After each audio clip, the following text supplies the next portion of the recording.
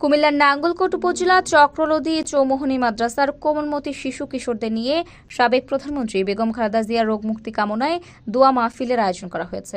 সোমবার 8 জুলাই সকালে বাংলাদেশ জাতীয়তাবাদী গণতান্ত্রিক অধিকার পরিষদের আয়োজনে ও নাঙ্গলকোট উপজেলার স্বেচ্ছাসেবক দলের সদস্য মোহাম্মদ শাহাবুদ্দিনের সভাপতিত্বে প্রধান অতিথি হিসেবে উপস্থিত ছিলেন সৌদি আরব প্রবাসী মোহাম্মদ ফয়জুল কবির মজুমদার।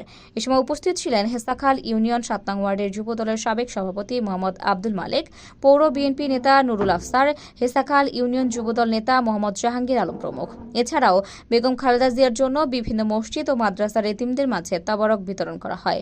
সাবেক প্রধানমন্ত্রী বেগম খালেদা জিয়ার সুস্থতায় দোয়া পরিচালনা করেন মাওলানা মোহাম্মদ ইমরান হোসাইন। জাতীয়বাদী গণতান্ত্রিক পরিষদের পক্ষ থেকে মাওলা ওনাদের নেতৃত্বের জন্য আল্লাহ দোয়ার উপলক্ষ করে আল্লাহ আমাদের এই মাদ্রাসা ছাত্রছাত্রীদেরকে নিয়ে শিক্ষকদেরকে নিয়ে